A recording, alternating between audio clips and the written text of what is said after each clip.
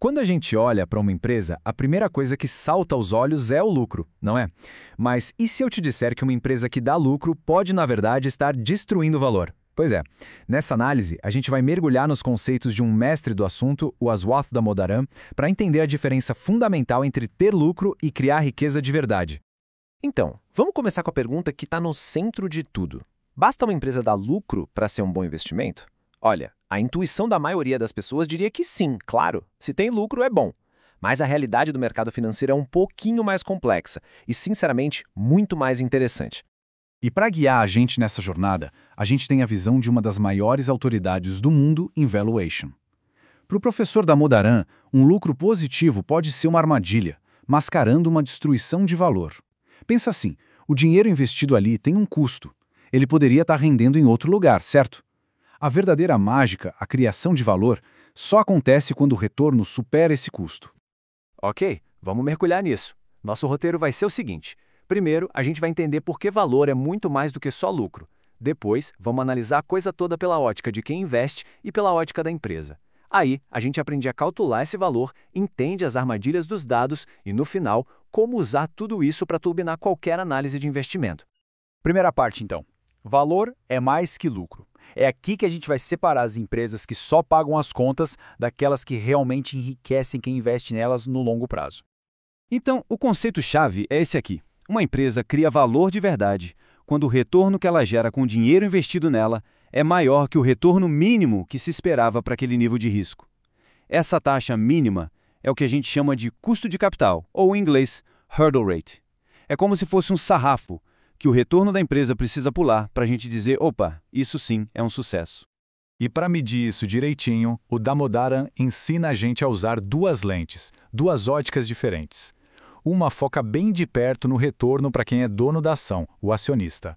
A outra amplia o foco, olhando a saúde da operação inteira. Vamos ver como cada uma funciona. Certo, vamos para a segunda parte, a visão do acionista. Para quem é sócio do negócio, a pergunta é bem direta. O dinheiro que foi colocado ali está rendendo mais do que renderia em outro investimento com risco parecido? Simples assim.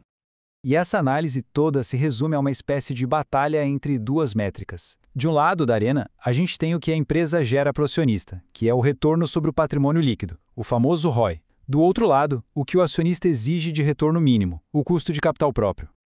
O ROI, ou Return on Equity, é uma das métricas mais conhecidas do mercado. Ele mostra quanto de lucro a empresa consegue gerar para cada real que os acionistas colocaram nela. Esse dinheiro dos acionistas é o tal do patrimônio líquido. Para calcular o ROI do Itaú, por exemplo, a gente pegaria o lucro líquido dele e dividiria pelo patrimônio. É um belo termômetro de eficiência. Já o custo de capital próprio é aquela taxa de barreira que a gente falou, mas só do ponto de vista do acionista. É o retorno mínimo que uma pessoa quer para botar o dinheiro naquela ação específica, em vez de investir em outra coisa, tipo um título do Tesouro Selic. E claro, esse custo leva em conta todo o risco do negócio. Tá, mas como se chega nesse número? Bom, de forma bem simplificada, o cálculo começa com uma base segura, a nossa taxa livre de risco, que no Brasil é a Selic. Aí a gente soma um prêmio pelo risco de investir em ações no geral. E por fim, esse prêmio é ajustado pelo beta da ação, que é um número que diz se aquela ação é mais arriscada, ou seja, mais volátil, que a média do mercado. E o resultado final é algo como a gente vê nesse gráfico. Imagina que o ROI do Itaú, a barra da esquerda, seja de 21%, e o custo de capital para investir nele, a barra da direita, seja de 15%. A conclusão aqui é óbvia, o retorno foi bem maior que o custo exigido. Nesse nosso exemplo, o Itaú está assim criando muito valor para os seus acionistas. Muito bem. Já entendemos a ótica de quem investe. Agora a gente vai para a segunda lente, que é a visão da empresa como um todo. Aqui a gente não olha só o dinheiro dos sócios, mas também as dívidas que ela usa para financiar a operação. A batalha aqui também é entre duas métricas. De um lado, o retorno sobre o capital investido, o ROIC, que mede a eficiência da operação inteira, e do outro, o custo médio ponderado de capital, o WACC, que é o custo de todo o dinheiro que financia a empresa. O ROIC, ou Return on Invested Capital, é uma métrica super poderosa. Ele mede o quão boa a empresa é em gerar lucro com todo o capital que ela usa, tanto dos sócios quanto o que ela pegou emprestado. Para ter uma ideia, no caso da Vale, a gente pegaria o lucro operacional dela e dividiria pelo capital total investido. É uma visão completíssima da eficiência da máquina. E o WACC? Bom, ele é a taxa de barreira da empresa inteira. É basicamente o custo médio de todo o dinheiro que a empresa usa, seja dos acionistas ou de dívidas, cada um com seu peso. Se o ROIC da empresa supera o ACC, quer dizer que a operação gera grana suficiente para remunerar todo mundo, acionistas, credores e ainda sobra. É o grande sinal de uma operação saudável. E esse gráfico aqui ilustra isso perfeitamente. Vamos supor que o ROIC da Vale, a primeira barra, seja de 19% e o custo total de capital dela, o WACC, na segunda barra, seja de 13%. Essa diferença positiva é a prova de que a gestão está sendo eficiente, criando valor para todo mundo que financia a companhia.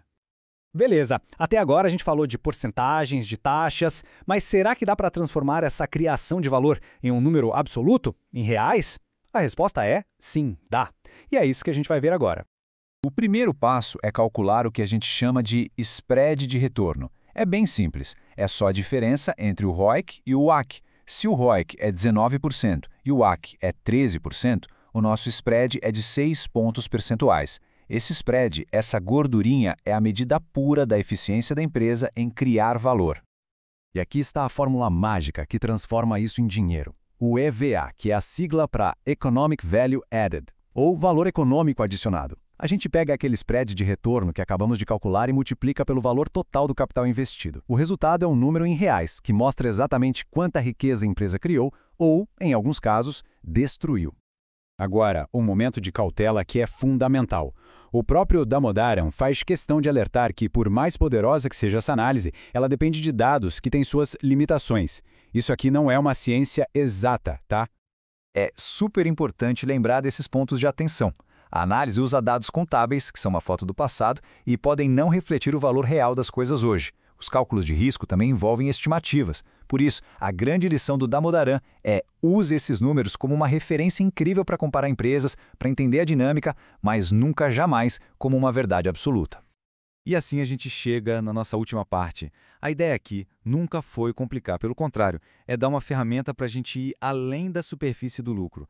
É sobre entender a qualidade do negócio e, com isso, tomar decisões de investimento com muito mais segurança e confiança. E para fechar, fica a provocação. Dando uma olhada nos investimentos, quais empresas estão, de forma consistente, gerando retornos acima do seu custo de capital? E talvez mais importante, será que tem alguma que, mesmo dando lucro, pode estar, na verdade, destruindo valor? Essa é a análise que separa um negócio bom de um investimento espetacular.